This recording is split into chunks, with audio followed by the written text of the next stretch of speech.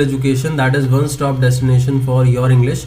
और आज की जो क्लास है वो हमारी डिटर्मिनर्स की है। कोई कुछ कह रहा था? ठीक है, आज की जो हमारी क्लास है दोस्तों वो डिटर्मिनर्स की है। ठीक है, अब देखो ये जो डिटर्मिनर्स होते हैं इनको डिटर्मिनर्स के नाम से यहाँ पे बोला गया है, लेकिन इनका जो ज़्यादातर रोल होता है वो बेसिकली किसका होता है? एडजेक्टिव की तरह ही होता है इनका रोल। किसकी तरह होता है? एडजेक्टिव की तरह ही इनका रोल होता है। ठीक है, कोई मुझे बताएगा एडजेक्टिव का रोल क्या होता है? किसी को पता है एडजेक्टिव का रोल क्या होता है? बताओ।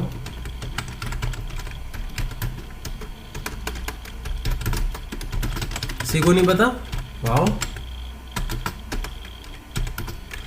ठीक है। आप ये से यहाँ पे आप सेंटेंस देख रहे हो, मैंने लिखा है आई हैव अ पेन। इस सेंटेंस का मतलब क्या है बताओ? मेरे पास एक पेन है, वेरी गुड। ठीक है, इसका नेगेटिव क्या होगा? किसी को पता है?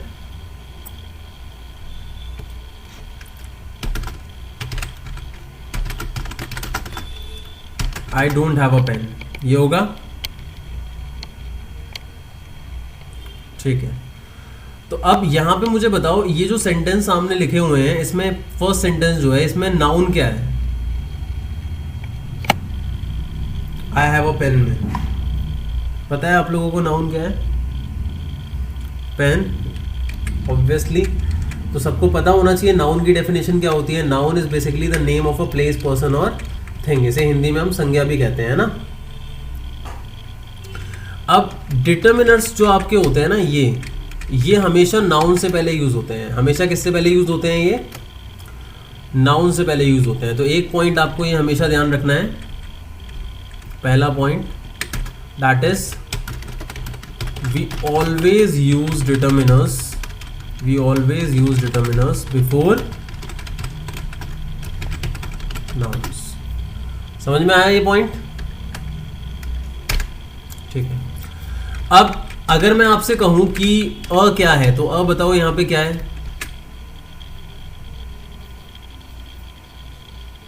आर्टिकल। लेकिन ये आर्टिकल जो होता है दोस्तों, ये भी डिटर्मिनर का ही पार्ट होता है। आर्टिकल भी किसका पार्ट होता है? डिटर्मिनर्स का। क्योंकि डिटर्मिनर्स में अलग अलग कैटेगरीज होती हैं आपकी। जैसे एक कैटेगरी होती है आर्टिकल, एक कैटेगरी होती है डेमोन्स्ट्रेटिव डिटर्मिनर, एक होती है पॉसेसिव डिटर्मिनर्स, एक होती है क्वांटिटेटिव डिटर्मिनर्स। तो अलग अलग डिटर्मिनर्स होते हैं, उनमें से एक कैटेगरी आर्टिकल की भी होती है। तो सबसे पहली चीज़ अगर मैं बात करूं तो डेफिनेशन क्या हो सकती है हमारी डिटर्मिनर्स की? Determiners are the words which refer a noun. ठीक है, डिटर्मिनर्स क्या हैं? वर्ड्स हैं जो किसको रेफर करते हैं? किसी भी नाउन को रेफर करते हैं। रेफर का मतलब इंडिकेट करते हैं। समझ में आ गया यहां तक सबको? चलो, अब चलो मैं तुमसे पूछूंगा, मुझे बताना इस सेंटेंस में डिटर्मिनर क्या है। मैंने बोला आई हैव मेनी फ्रेंड्स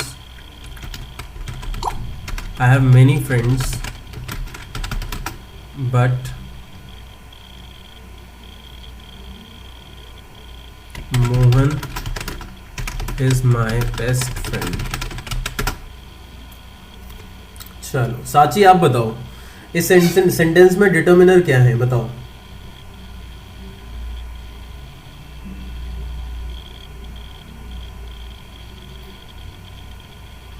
पता है साची आपको?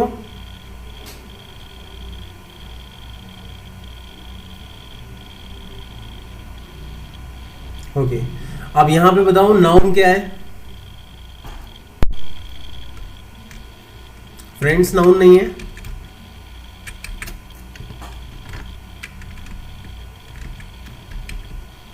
फ्रेंड क्या है? नाउन है या नहीं है?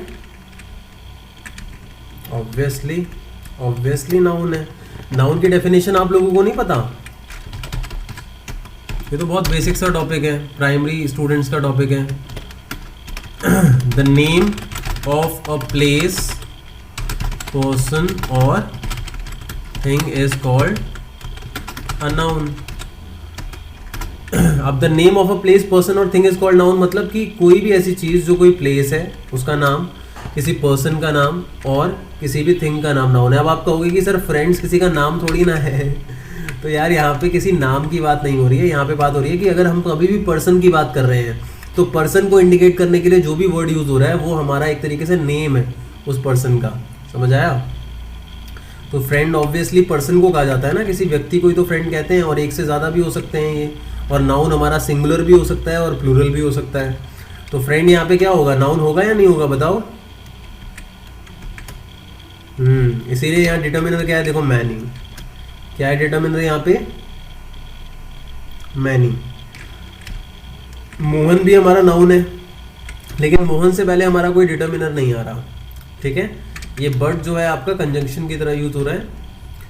और फ्रेंड भी आपका, ये भी आपका क्या है, नाउन है। इससे पहले क्या यूज हो रहा है, बेस्ट। ये बेस्ट एडजेक्टिव है। एडजेक्टिव क्या होता है, जो किसी भी नाउन की क्वालिटी को शो करता है। किसी भी नाउन की क्वालिटी को जो शो करता है वो क्या होता है, एडजेक्टिव, बेस्ट फ्रेंड। और ये माय हमारा क्या है, डिटर्मिनर है। माय क्या है हमारा, डिटर्मिनर। वैसे माय हमारा प्रोनाउन भी है, लेकिन यहाँ पे हम माय की अगर बात करेंगे तो हम इसे डिटर्मिनर कंसिडर कर सकते हैं। समझ में आया? पहले तो देखो मैं तुम्हें ये समझाने की कोशिश कर रहा हूँ कि जो आपका डिटर्मिनर होता है उसकी प्लेस क्या होती है, उसकी पोजीशन क्या होती है। क्योंकि जो आपके क्वेश्चंस आएंगे ना डिटर्मिनर्स के ऊपर, वो गैप फिलिंग बेस्ड होंगे बेसिकली। उसके अंदर क्या होगा, आपको गैप दे रखे होंगे और गैप के अंदर आपको 4 ऑप्शंस दे रखे होंगे। एमसीक्यू बेस्ड क्वेश्चंस होंगे और उसमें 4 ऑप्शंस दे रखे होंगे और आपको जो मोस्ट एप्रोप्रिएट डिटर्मिनर है उसको यूज करना होगा। क्वेश्चन कुछ इस तरीके से आएंगे आपके। तो पहले आपको पोजीशन पता होना चाहिए कि भाई डिटर्मिनर की पोजीशन क्या है। क्योंकि अगर गैप फिलिंग आएगी और गैप फिलिंग के अंदर नाउन से पहले कोई भी ब्लैंक आ रहा है, तो ऑब्वियसली नाउन से पहले अगर कोई ब्लैंक आ रहा है तो वहां पे हमें क्या फिल करना होगा बताओ?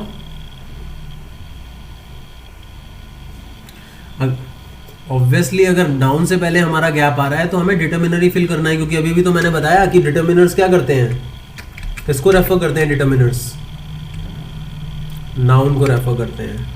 यहां तक समझ में आ गया सबको? सभी स्टूडेंट्स को समझ में आ गया ये टॉपिक यहां तक? चलिए आगे की तरफ बढ़ते हैं अब हम। अब देखो डिटर्मिनर्स में अगर मैं बात करूं तो हमारे 2 तरीके के काफ़ी सारे तरीके के डिटर्मिनर्स होते हैं, टाइप्स की अगर हम बात करें। ठीक है, मैं सारे बता दूंगा धीरे धीरे, डोंट वरी। आज की क्लास हमारा पार्ट 1 है डिटर्मिनर्स का गाइस। सबसे पहला अगर मैं बात करूं तो एक तो हो गया आर्टिकल्स। ठीक है, ए एंड द। ठीक है, दूसरा क्या हो गया, पॉसेसिव। कौन से डिटर्मिनर्स, पॉसेसिव। तीसरा डेमोन्स्ट्रेटिव। चौथा क्वांटिटेटिव। ठीक है, ये मेन है। अब जैसे क्वांटिटेटिव में अलग अलग कैटेगरीज आ जाती है, एक डेफिनेट डिटर्मिनर भी आ जाता है और एक इंडेफिनेट भी आ जाता है। तो मैंने मेनली क्वांटिटेटिव ही यहाँ पे लिखवा दिया है। तो ये 4 कैटेगरीज आपकी मेन है। ठीक है, इसमें अगर हम बात करें आर्टिकल्स की तो इसमें मेन कौन से आते हैं, ए एंड द, ये मेन है। ठीक है, आर्टिकल्स में। पॉसेसिव अगर हम देखें तो क्या क्या आ सकता है, my, your, his, her, their, own, ये सब, ये आपका आएगा पॉसेसिव में।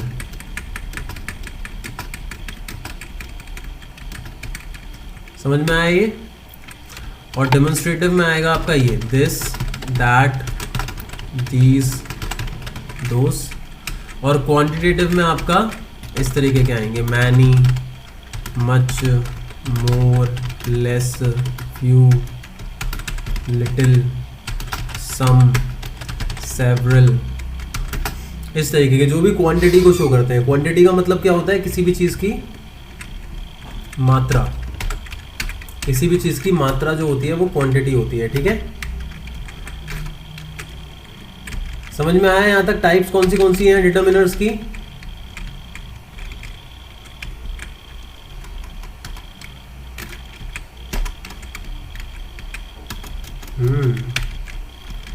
आज सारे के सारे स्टूडेंट्स डल लग रहे हैं, मतलब आई थिंक डिनर नहीं किया है अभी या फिर भूखे हैं, ऐसा लग रहा है मुझे अभी। चलो अच्छा, कोई भी स्टूडेंट मुझे बताएगा आर्टिकल्स के बारे में। मेनली अभी हम ए एन द की बात कर रहे हैं यहाँ पे, और मेन द भी नहीं बताऊंगा मैं ए और एन बताऊंगा आज की जो क्लास है। देखो आर्टिकल्स जो होते हैं आपके, अगर ए एन द की हम बात करें तो इसमें हमारे दो तरीके के आर्टिकल्स होते हैं। एक होता है हमारा डेफिनेट आर्टिकल, पहली कैटेगरी कौन सी होती है हमारी, डेफिनेट आर्टिकल्स, और दूसरी कैटेगरी कौन सी होती है हमारी, इंडेफिनेट आर्टिकल्स। ठीक है, या इंडेफिनेट आर्टिकल भी कह सकते हैं। डेफिनेट आर्टिकल पता है कौन से होते हैं, जो किसी भी चीज़ की डेफिनेट प्रेजेंस बताते हैं। तो यहाँ पे मेनली आपको क्या लगता है, ए एंड द में से कौन सा आएगा, ए और एन आएगा, ऐसा क्यों लगता है आपको? यहाँ पे क्वांटिटी के सेंस में डेफिनेट की बात नहीं कर रहा मैं, यहाँ पे उस चीज़ की प्रेजेंस की बात हो रही है। जैसे आपने पढ़ा होगा कि द जो है वो मेनली यूज़ किया जाता है किसी भी एक ऐसी चीज़ के साथ जो स्पेसिफिक होती है। पढ़ा है आपने? हाँ, तो यहाँ पे स्पेसिफिक एंगल की बात हो रही है कि कोई भी चीज़ जो डेफिनेट है, जैसे मैंने बोला I have a pen, I have a pen, तो मेरे पास एक पेन है, लेकिन ये पेन जो है वो कोई स्पेसिफिक पेन नहीं है। लेकिन अगर उसी जगह मैंने बोला the pen which I have right now, तो यहाँ पे जो मेरे पास पेन अभी है, इस वक्त मेरे पास अभी है, मैं उसे स्पेसिफिकली रेफर कर रहा हूँ, तो वहाँ पे द पेन हमने यूज़ करा। पेन के साथ क्या यूज़ करा, आ नहीं यूज़ करा, द यूज़ करा, तो वहाँ पे क्या हो गया, वो स्पेसिफाई हो गया। तो इसीलिए हमारे डेफिनेट आर्टिकल्स की अगर हम बात करें तो डेफिनेट आर्टिकल हमारा मेनली एक ही है यहाँ पे, कौन है वो, द। और इंडेफिनेट आर्टिकल्स की अगर हम बात करें तो कौन सा है, ए और एन। यहाँ तक समझ में आ गया सबको?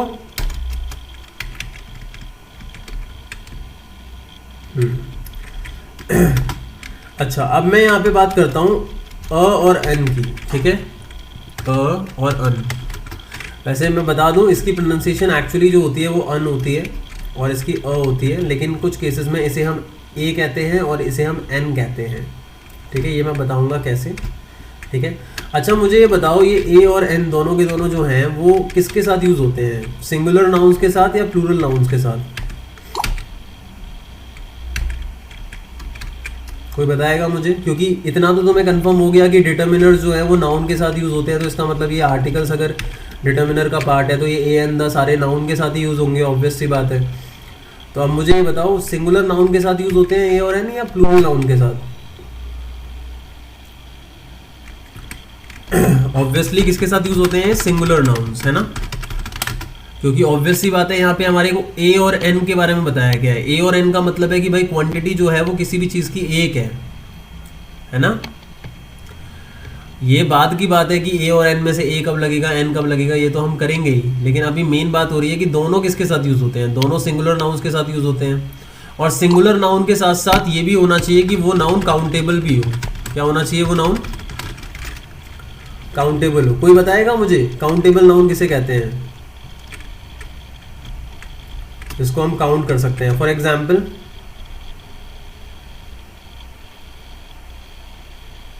आई हैव 3 पेन्स। अच्छा, मैंने बोला मनी, बताओ मनी काउंटेबल है या नहीं है? क्यों, मनी भी तो काउंट कर सकते हैं। बताओ, अमाउंट के तो लिए लिखा है, नो इशू, बट आप सही से उसे डिफाइन करो ना, काउंटेबल का सेंस क्या है। आपने कहा जैसे हम काउंट नहीं कर सकते वो अनकाउंटेबल, जैसे हम काउंट कर सकते हैं वो काउंटेबल, बट उसे स्पेसिफाई करो सही तरीके से, अगर आपको पता है किसी को।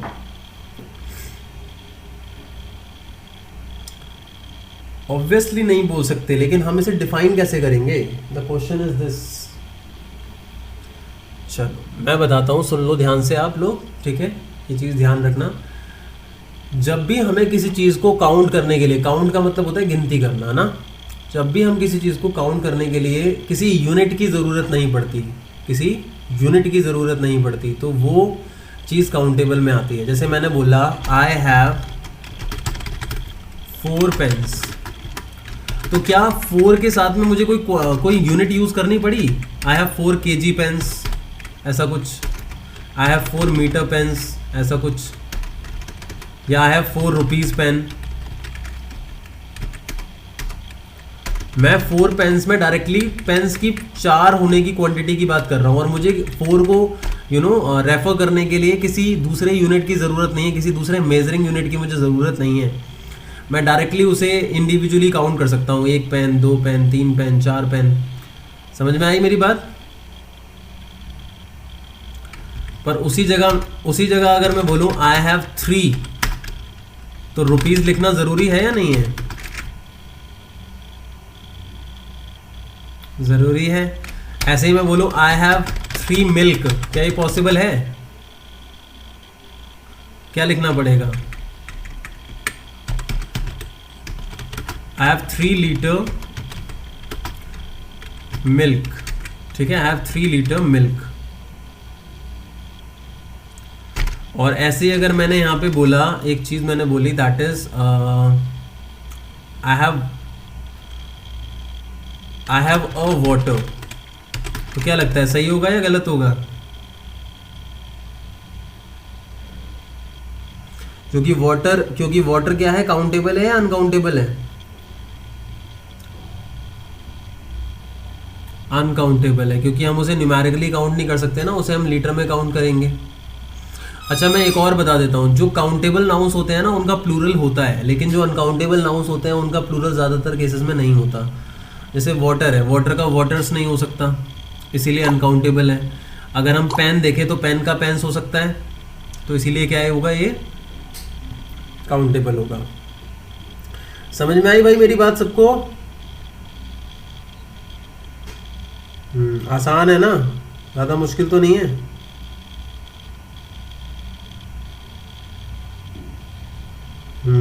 चलिए आगे बढ़ते हैं दोस्तों।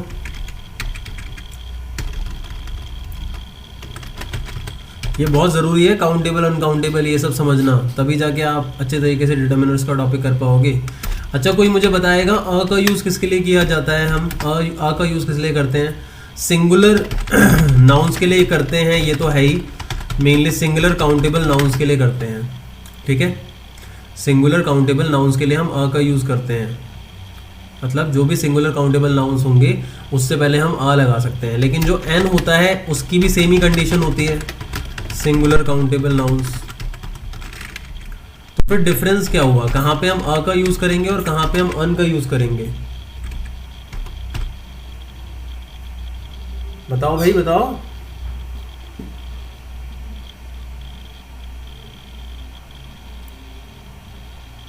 कॉन्सोनेंट्स के साथ जो स्टार्ट होगा, आपने कहा जो कॉन्सोनेंट्स के स्टार्ट होगा वो ए लगेंगे, और जहाँ पे वॉल्स के साथ स्टार्ट होगा वहाँ पे हम एन लगाएंगे। ऐसा ही कुछ कह रहे हो आप? साउंड की बात कर रहे हो? क्रिश, आपको समझ में आ रहा है अभी तक जितना मैंने बताया है? सारी बातें समझ आ रही हैं? चलो ठीक है। तो देखो, कॉन्सोनेंट हमारे क्या क्या होते हैं, किसी को पता है? वॉल्स क्या क्या होते हैं? 26 लेटर्स में से क्या होता है walls? A E I O you, ये होता है, ये होता है भाई, ए ई आई ओ यू, है ना। अब 26 लेटर में से 5 ये वॉल्स हैं, तो इसका मतलब बाकी 21 क्या है? ठीक है, तो हमने लिख दिया 21 लेटर्स एक्सेप्ट वॉल्स, कि जो वॉल्स हैं उनके अलावा जो भी हमारे 21 हैं।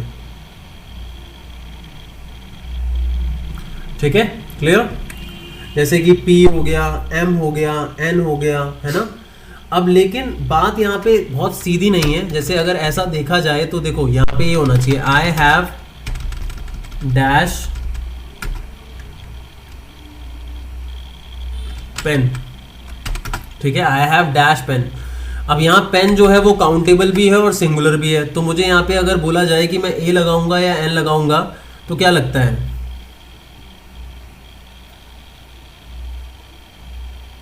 अच्छा, क्योंकि यहाँ पे पी क्या है? कॉन्सोनेंट है। पी हमारा क्या है? कॉन्सोनेंट है, तो हमारा क्या आ गया? डायरेक्टली यहाँ पे ए आ गया। ठीक है, तो मैंने लिख दिया आई हैव ए पेन, या आई हैव अ पेन, हम इसे प्रोनाउंस करेंगे। ठीक है, लेकिन मान लो हमारा सेंटेंस ये आता है, he is dash honest man, तो यहां बताओ क्या आएगा, ए या एन? एन आएगा, लेकिन यहां पे तो एच जो है वो कॉन्सोनेंट है, वॉल थोड़ी है।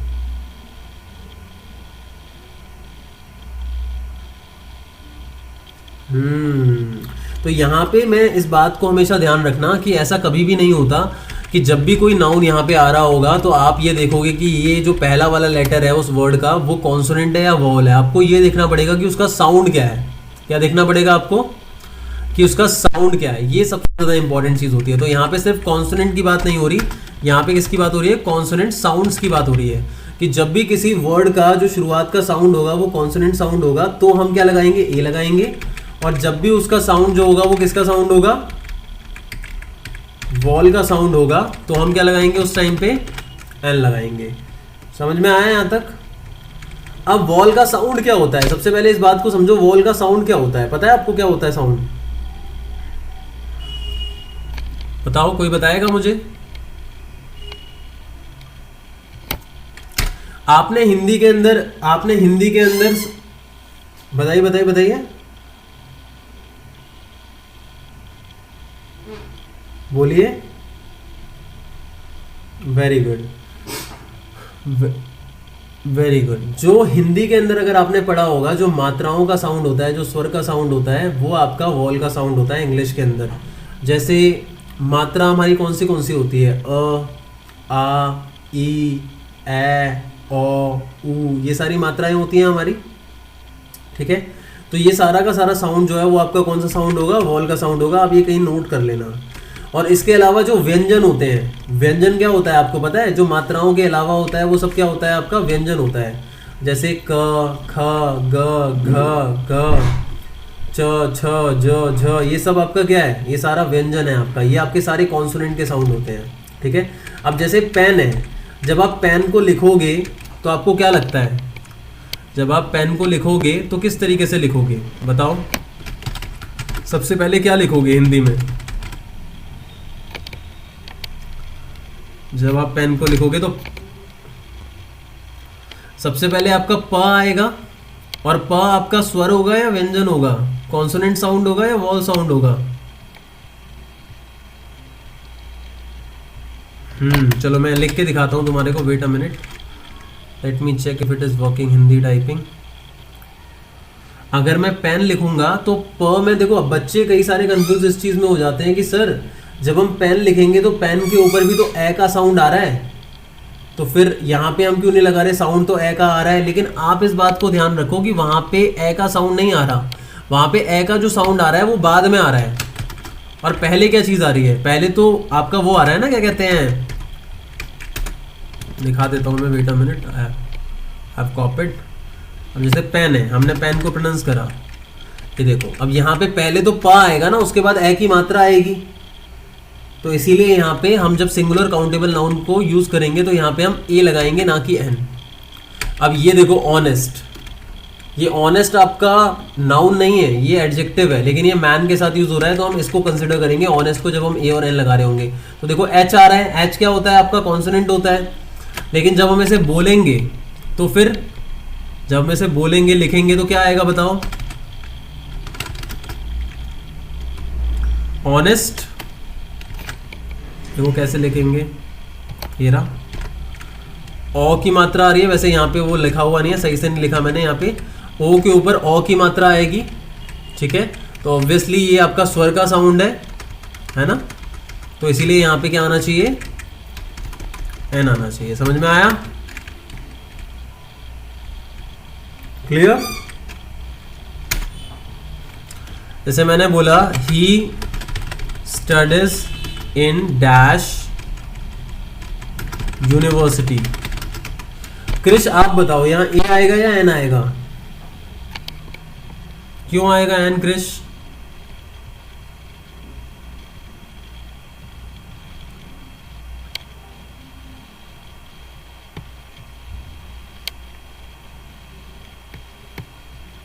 अच्छा, लेकिन आपको नहीं लगता कि यूनिवर्सिटी जब हम प्रोनाउंस करेंगे तो पहले उसके अंदर क्या आएगा? य आएगा।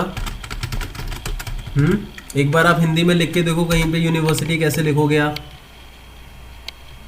जब आप यूनिवर्सिटी को हिंदी में लिखोगे तो सबसे पहले क्या आएगा, क्या लगता है आपको? ऊ का साउंड पहले आएगा या आपको लिखना पड़ेगा पहले? और जब आप लिखोगे या, तो उस पॉइंट ऑफ टाइम पे जो आपका या है वो क्या है, स्वर है या व्यंजन है? कॉन्सोनेंट साउंड है या वॉवल साउंड है? तो क्या आना चाहिए यहाँ पे, अ आएगा या एन आएगा? देखो ये देखो, यूनिवर्सिटी जब आप लिख रहे हो तो सबसे पहले क्या आ रहा है, या आ रहा है ना, और या तो आपकी मात्रा नहीं है ना, तो अल्टीमेटली यहाँ पे क्या आना चाहिए, ए आना चाहिए, ना कि एन आना चाहिए। समझ में आई मेरी बात? बाकी सबको क्लियर हुआ है ये? अच्छा मैंने एन लिख दिया, सबको क्लियर हुआ है ये? बोलो भाई साहब।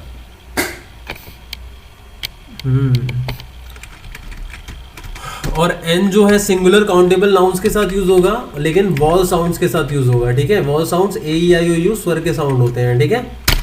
जैसे मैंने बोला he has dash umbrella, umbrella जो है उसमें किसका साउंड आ रहा है बताओ? वॉल साउंड आ रहा है, कॉन्सोनेंट वॉवल आ रहा है। देखो अम्ब्रेला, अम्ब्रेला में सबसे पहले क्या आएगा, अ आएगा, और अ जो है आपका व्यंजन नहीं है, स्वर है, तो अल्टीमेटली यहाँ पे क्या आना चाहिए, एन आना चाहिए। समझ में आया भाई? अगर मैंने यहाँ लिखा होता अम्ब्रेलाज तो क्या आ सकता है, बताओ? आ सकता है, क्योंकि सिंगुलर काउंटेबल नाउन्स के साथ हम यूज करते हैं ए और एन, है ना? तो अम्ब्रेलाज तो प्लूरल हो गया, तो भाई आएगा ही नहीं, तो directly umbrellas, he has umbrellas. समझ में आया? ये सारी गलतियां होती हैं गाइस, ये सारी गलतियां, ये आपको ध्यान रखनी पड़ेंगी। जब आप ध्यान रखोगे इन चीज़ों को तभी आप अच्छे तरीके से कर सकते हो। सारे के सारे रूल्स आपको ध्यान में रखने पड़ेंगे, हर एक चीज़ आपको ध्यान रखनी पड़ेगी, ठीक है?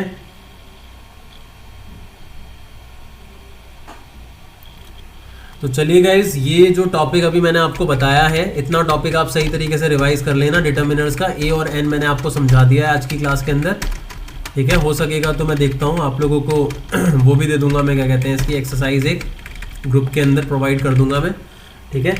और अच्छे से इसको कर लेना, मैं इसकी रिकॉर्डिंग भी आप लोगों को जल्दी प्रोवाइड कर दूंगा। और बच्चा अगर कोई भी हमारा यूट्यूब पे देखेगा बाद में कभी इस वीडियो को, तो गाइज प्लीज़ मेक श्योर आप हमारे चैनल को सब्सक्राइब ज़रूर करो, बेल आइकन को हिट ज़रूर करो, ताकि लेटेस्ट वीडियोस की नोटिफिकेशंस आप लोगों को मिलती रहे। ये हमारा पार्ट 1 है डिटर्मिनर्स के टॉपिक्स के लिए। तो thank you so much guys for watching this video.